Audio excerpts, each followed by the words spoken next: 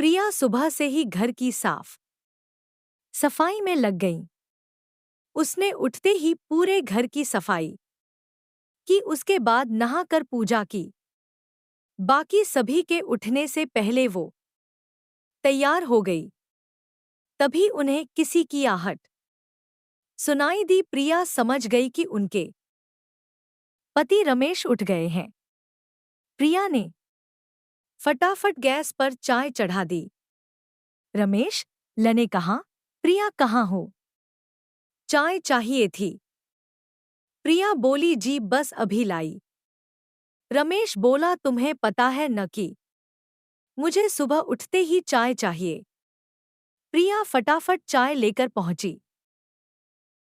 प्रिया बोली, आज तो आपकी छुट्टी है, आज घर में बहुत काम है, इसलिए मैंने सुबह चाय नाश्ते में न लगकर फटाफट सारी सफाई कर डाली और नहा धोकर पूजा भी कर ली। रमेश बोला, ठीक है, पर चाय तो कम से कम बना ही सकती थी।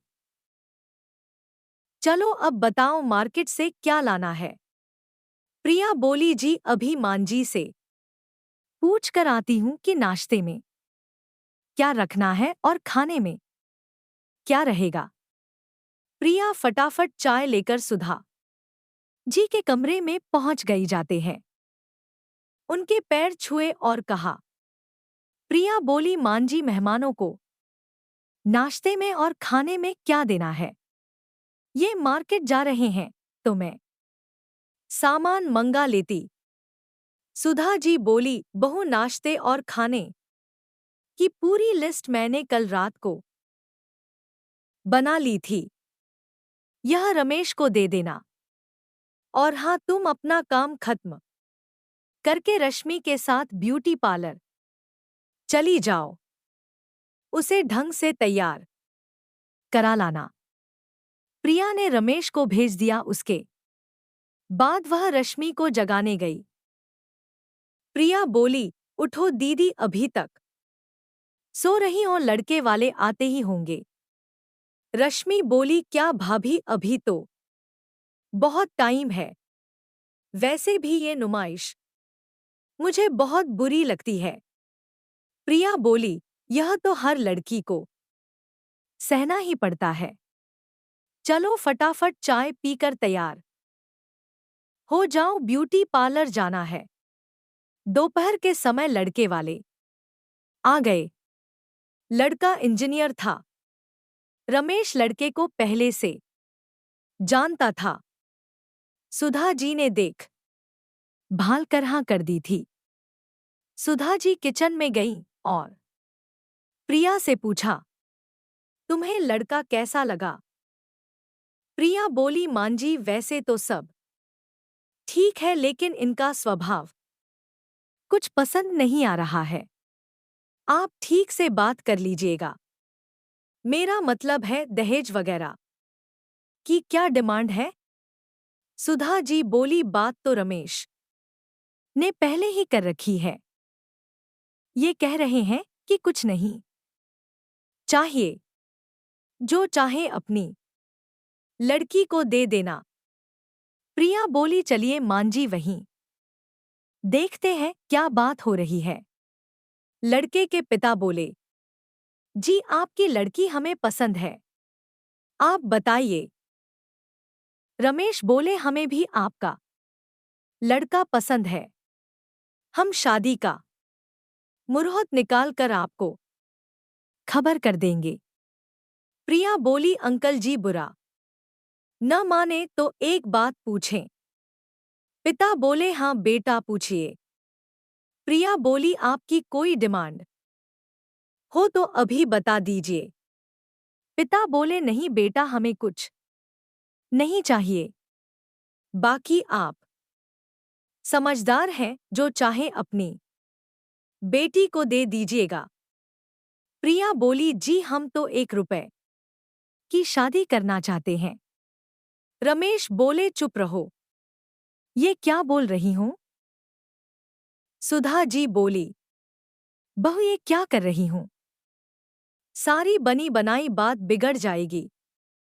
पिता बोले, यह क्या मजाक है भला। आज के जमाने में 1 रुपए में शादी होती है कहीं। प्रिया बोली, यही तो मैं जानना चाहती हूँ अंकल जी, क्या चाहिए आपको। रमेश खड़े होकर प्रिया को पकड़ कर अंदर ले जाता है। रमेश प्रिया से बोला, ये क्या बकवास कर रही हूँ। प्रिया ने कहा, तुम्हें नहीं पता, आजकल ऐसे ही कहते हैं, हमें कुछ नहीं चाहिए। फिर धीरे धीरे इनकी डिमांड शुरू हो जाएगी। मेरी बात माने तो यह रिश्ता मत कीजिए। तभी सुधा जी अंदर आती हैं। सुधा जी बोली, रमेश इसे चुप कराओ, बड़ी मुश्किल से एक रिश्ता मिला है, उसे भी ये बर्बाद कर देगी।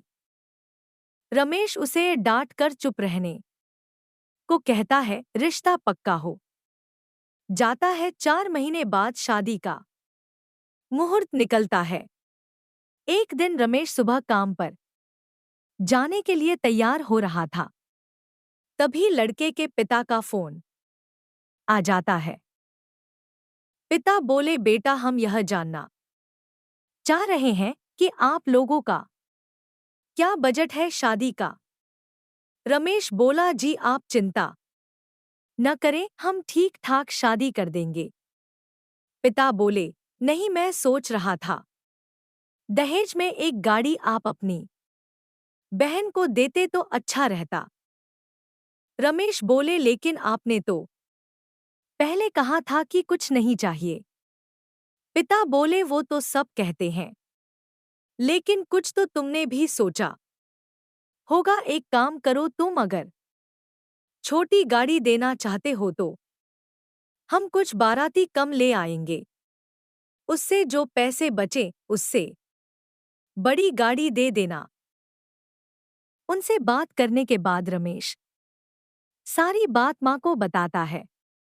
सुधा जी बोली, शायद उस दिन प्रिया सही कह रही थी, इंसान को पहचानने की अक्ल हमसे ज्यादा उसमें है। ठीक है, यह पहली डिमांड है, पूरी कर देते हैं, आगे से ध्यान रखेंगे। लेकिन बात यही नहीं रुकी।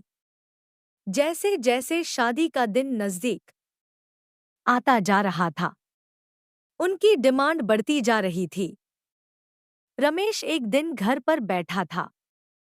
सुधा जी बोली, बेटा क्या बात है, लड़के वालों ने फिर कोई डिमांड रख दी। रमेश बोला, नहीं माँ, बात यह है कि हमने शादी का जो बजट तय किया था, शादी में उससे 3 गुना ज्यादा पैसा लग रहा है। मैंने कर्ज भी ले लिया, लेकिन लड़के वाले ऐसा बर्ताव कर रहे हैं जैसे हम कोई बहुत बड़ी गलती कर रहे हैं। प्रिया बोली, मेरी बात मानिए, शादी के लिए अभी मना कर दीजिए। रश्मि के लिए बहुत अच्छे रिश्ते मिल जाएंगे। लेकिन सुधा जी और रमेश बदनामी के डर से लड़के वालों की हर डिमांड पूरी करते रहे। शादी के दिन सभी बहुत खुश थे। जैसे ही बारात आई, सबने बारात का स्वागत किया। रमेश बहुत डरा हुआ था कि कहीं विदा से पहले एक और नई डिमांड न निकल आए। लड़का लड़की फेरों के लिए बैठने ही जा रहे थे कि लड़के के पिता ने कहा, रमेश वो गाड़ी कहीं नजर नहीं आ रही। रमेश बोल, जी वो आज डिलीवर नहीं हो पाई, आप ये पेपर रख लीजिए, गाड़ी सीधी आपके घर पहुंच जाएगी। पिता बोली, यह शादी रोक दो, इस शादी में सबसे बड़ी आइटम ही गायब है। रमेश बोला, अंकल जी मैं आपके पैर पड़ता हूं, ये पेपर रख लीजिए, कल सुबह गाड़ी मैं आपके घर पहुंचा दूंगा। पिता बोले, नहीं ऐसा नहीं हो सकता। सुधा जी और रश्मि रो रही थी। इधर रमेश परेशान था कि क्या करे। तभी प्रिया सामने आई। प्रिया बोली, अंकल जी गाड़ी आ गई वो देखिए। तभी सामने पुलिस की गाड़ी आकर रुकी उसे देखकर। लड़के के पिता डर गए। पिता बोले कोई बात नहीं, घर की बात है, गाड़ी कल भेज देना। प्रिया बोली नहीं, अब यह शादी नहीं होगी। रमेश बोला, प्रिया तुम सही कह रही थी, ये लालची लोग कल मेरी बहन को मार देते। पुलिस ने दहेज के इल्जाम में बाप बेटे को अरेस्ट कर लिया। इस तरह एक भाभी ने अपनी नंद को बचा लिया। प्यारे दोस्तों, यह कहानी यहीं पर समाप्त होती है। आपको यह कहानी कैसी लगी? कमेंट बॉक्स में जरूर बताएं। अगर आपको हमारी ये कहानी पसंद आई हो तो हमारे वीडियो को लाइक, शेयर और चैनल को सब्सक्राइब जरूर कर लें। इससे हमें मोटिवेशन मिलता है और आप तक ऐसी ही कहानियां सबसे पहले पहुंचती रहेगी। प्यारे दोस्तों, नमस्कार।